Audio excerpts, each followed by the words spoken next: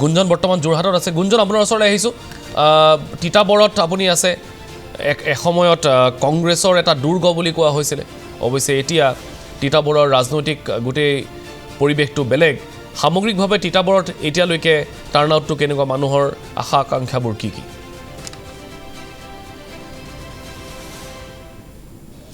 তিতাবৰ বিধানসভা সমষ্টিৰ অন্তৰ্গত টকোলাই বাগান প্ৰাথমিক বিদ্যালয় ভোটকেন্দ্ৰত আমি আহি উপস্থিত হৈছোঁ আৰু বিজেপিৰ ৰাজ্যিক উপসভাপতি ৰাণা গোস্বামী আহি তেওঁ পৰিয়ালৰ সৈতে ইয়াত ভোটদান তেওঁ কৰিলে। আৰু প্ৰথমে পঞ্চায়ত নিৰ্বাচনক লৈ কি দেখিছে সামগ্ৰিকভাৱে? পঞ্চায়ত নিৰ্বাচনটো গতানুগতিক, কাৰণ লোকসভা নিৰ্বাচনৰ যি ফলাফল হ'ল তাৰ এটা বিপৰীত দৃশ্যপট ইয়াত দেখিবলৈ পোৱা গৈছে।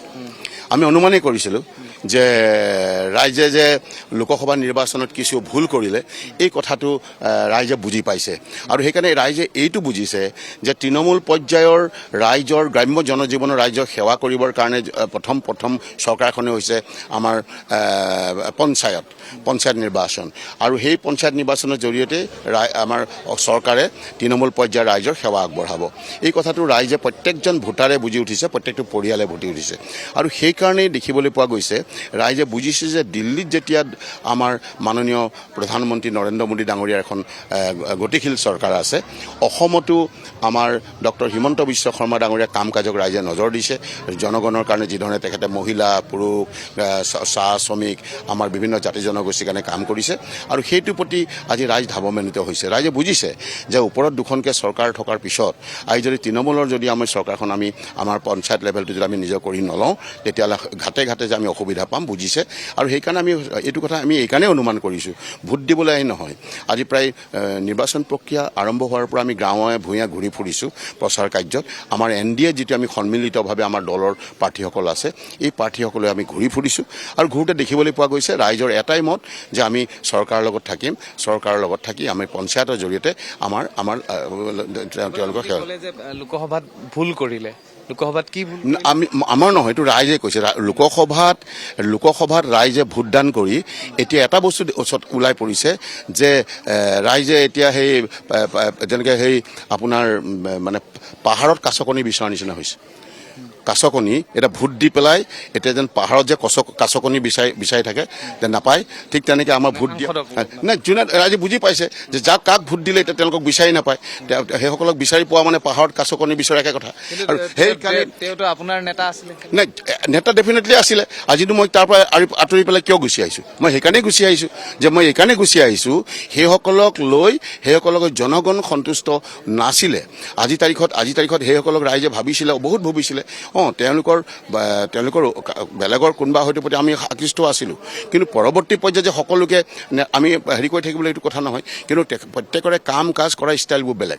যেতিয়া কাম কাজ ষ্টাইলৰ প্ৰতি, কাৰণ আমি তৃণমূল পৰ্যায়ৰ লগত থাকি কাম কৰা মানুহ, বিপদে আপদে মই মানুহৰ মাজত থকা মানুহ, মই দুখ সুখত মানুহৰ মাজত মই আৰু মোৰ পৰিয়াল থকা মানুহ, তেনেকুৱা এটা পৰ্যায়ত যেতিয়া দুখে সুখে মানুহৰ মাজত থকা মানুহ হিচাপে, গতিকে যেতিয়া তেনেকুৱা এটা পৰিৱেশৰ পৰা আঁতৰি যাওঁ, তেতিয়া স্বাভাৱিকতে মই চেঞ্জ হওঁ। কৈছে যে বিহুৰ সময়ত সাংসদগৰাকীক বিচাৰি পোৱা নাযায়, তেওঁ কিন্তু গুৱাহাটীত গৈ নামাজ পঢ়ি থাকে, লগতে পাকিস্তান লিংকৰ কথাও কেইদিন ওলাই আছে। নে পাকিস্তান লিংকৰ কথাটো মুখ্যমন্ত্ৰীৰ বিষয়, তেখেতে এই ক্ষেত্ৰত ক'ব, গতিকে এই ক্ষেত্ৰত মই মন্তব্য নিদিওঁ।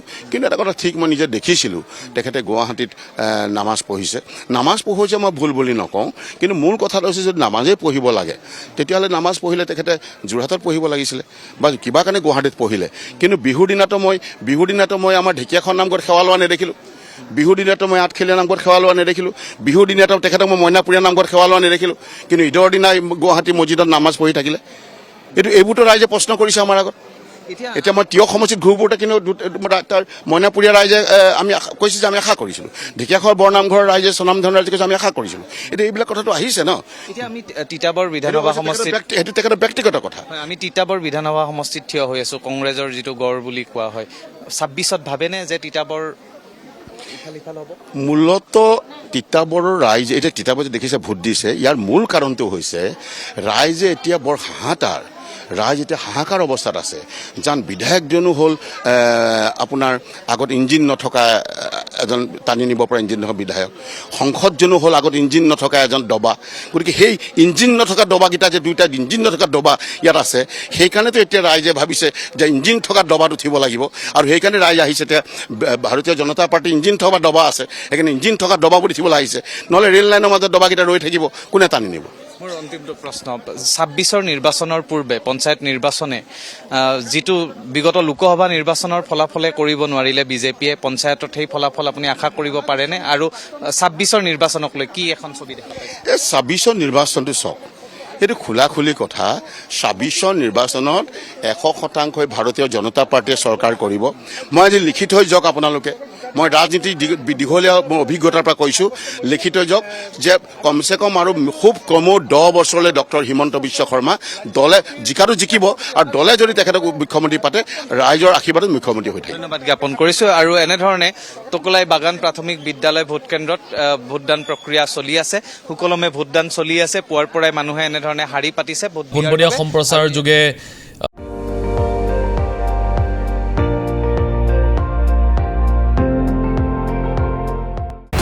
আপুনি চাই আছে ND24, সৰ্বশ্ৰেষ্ঠ নহয় সৰ্বোত্তমৰ দৌৰ।